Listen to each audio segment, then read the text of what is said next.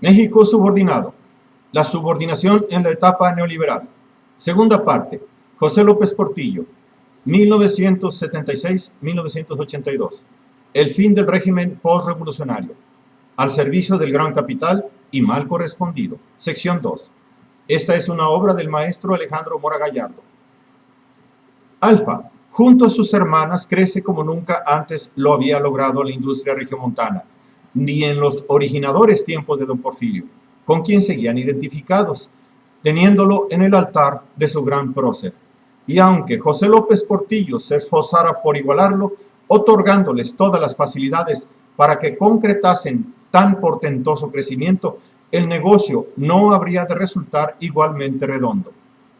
Que el boom petrolero y modernización del aparato productivo debían crecer de la mano, pero inclinado a favorecer a los de la privada iniciativa. Ya como debe ser en los tiempos de los países subdesarrollados, en que el capital crece subsidiado por el Estado, petrodólares, para que se embriagasen los empresarios y tuviesen delirios de grandeza, electricidad, transporte ferroviario, agua, subvencionados por el gobierno federal. Así han de crecer siempre, mimados por el gobierno en turno, para poder subsistir y competir. De lo contrario, es importar del exterior. El crecimiento del Estado mexicano, PRI-gobierno, hacia la derecha, favorece al Grupo Monterrey, el que de siempre, desde los tiempos de don Porfirio, se veía como el enclave del capital norteño a ser favorecido por el gobierno pseudo-revolucionario para beneficencia privada, típica dirigencia burguesa dominada y respondona ante gobiernos no del todo afines a la hegemonía capitalista, como había sido el caso de Lázaro Cárdenas y su política nacionalista no compatible con los intereses made in Monterrey. Necesidad de un escudo en el norte que protegiera al país de la fuerza exportadora de la industria estadounidense. Pero he aquí que los industriales pierden su nacionalismo ante el contagio y la influencia del gran capital originario, permitiendo una acción de penetración y dominio imperialista. Históricamente, la burguesía regiomontana se ha identificado con proyectos retrógrados o antinacionales. En la confrontación nación-imperio se ha decidido por este.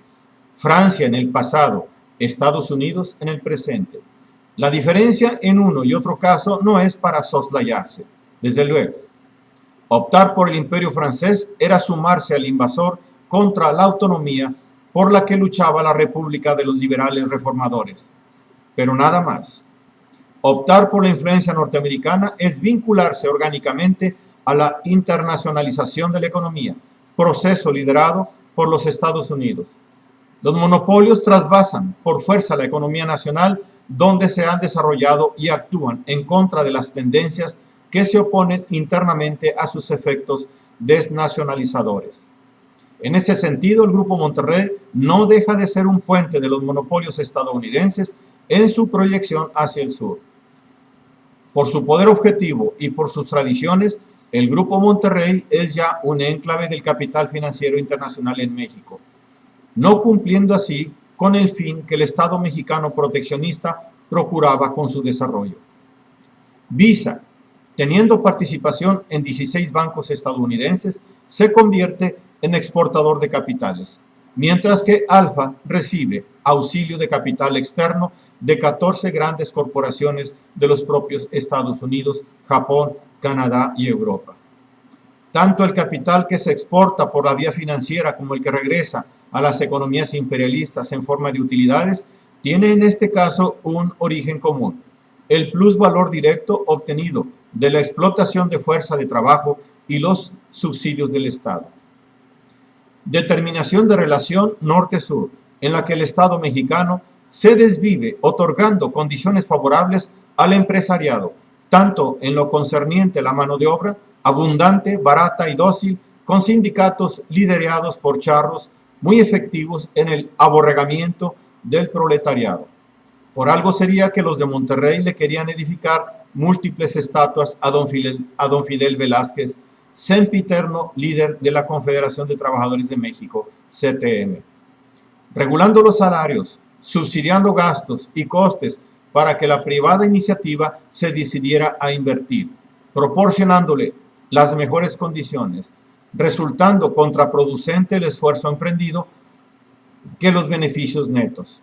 La plusvalía no deja de fugarse al extranjero. Somos el gran monopolio de México. Estamos entre las 500 grandes empresas del mundo. Seremos el holding número 1 de Latinoamérica. Exportaremos hacia el sur. El despegue daba para soñar en el aire, en tiempos en los que López Portillo proclamaba que habría que saber administrar la abundancia que provenía del petróleo. 1978 a 1980 era vivir la apoteosis de haber alcanzado la realización capitalista, equiparando al país con el primer mundo. ¡Qué ingenuidad, grandeza irrisoria, propia de nuevos ricos soñando entrar a la élite mundial! La hegemonía capitalista del norte es una organización internacional institucional que determina las actividades empresariales, cual producción de un sistema que beneficia la arquitectónica metropolitana, no dejando de influir en el desenvolvimiento industrial del sur, mientras que en el país de los sueños y delirios, el gobierno procapitalista subdesarrollado se desvive procurando otorgar las condiciones propicias para que el capital privado y la industria se fortalezcan. El puente transnacional, aprovechándose de Alfa, vincularía al sector paraestatal con el privado, mexicanos con las empresas internacionales. Bien descifrado el business. El Grupo Monterrey es visto por el sistema monopólico internacional como avanzada. Los instrumentos escogidos, titula Forbes, de operaciones en México. Desde hace tiempo, el grupo, Alfa sobre todo, en tanto que socio por partida doble de las empresas paraestatales y de las transnacionales, ha empezado a transferir a estas las prerrogativas que obtiene de su posición frente al Estado. De ello es buen ejemplo el trato de luminaria que le da la prensa norteamericana. Subsidios, préstamos preferenciales, cuantiosas exenciones. Los impuestos oficiales para este tipo de empresas, se refiere a las petroquímicas, serían el equivalente al 50% de las ganancias del grupo, pero como éste se presta a cooperar con el gobierno, tales impuestos en general le han sido reducidos a un 17 y un 20%. Town and Country.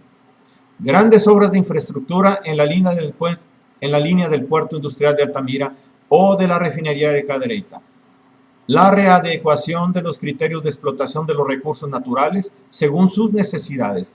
Compromisos como el que inauguró el régimen de López Portillo de contraer el gasto público e imponer topes salariales. Todo esto le es transferido al costo a las transnacionales por sus socios mexicanos que pretenden aglomerarse en torno a una fantasmal posición nacionalista legitimada por el gobierno. Nada que se parezca a un auténtico desarrollo nacional.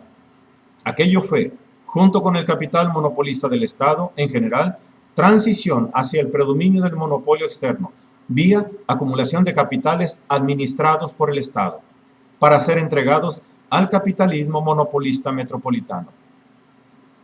Apoyando al Grupo Monterrey el ingreso de México al GATT, Acuerdo General sobre Aranceles, Aduaneros y Comercio, la tendencia a la adecuación al orden neoliberal se anuncia para cuando un tal Gunter Klaus de California, experto en seminarios de indoctrinación a nivel ejecutivo, declaró enfáticamente que la única alternativa que tenía México para evitar el contagio comunista proveniente de su frontera sur era formar un bloque con Estados Unidos y Canadá.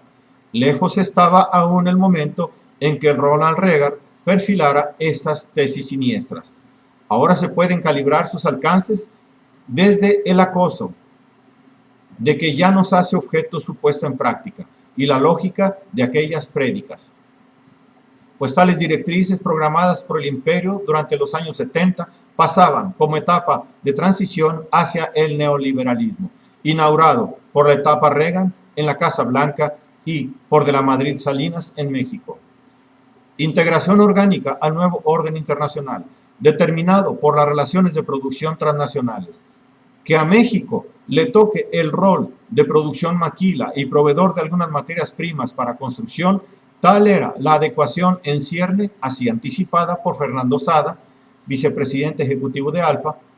México ha subestimado por mucho tiempo la oportunidad de convertirse en otra Corea.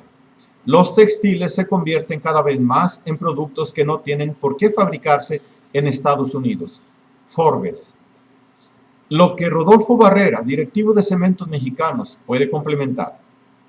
Tenemos, dice, suficiente energía y equipo moderno que nos permite producir cemento a precios competitivos y surtir al mercado del sur de los Estados Unidos para que la industria americana use sus propios recursos energéticos en otros productos. La línea a seguir que les había sido inducida como empresarios adoctrinados en Estados Unidos en su rol de proveedores de materiales y partes ensambladas para el inicio del proceso desindustrializante a efectuarse en la potencia del norte, ¿cuál prolegómenos de la deslocalización?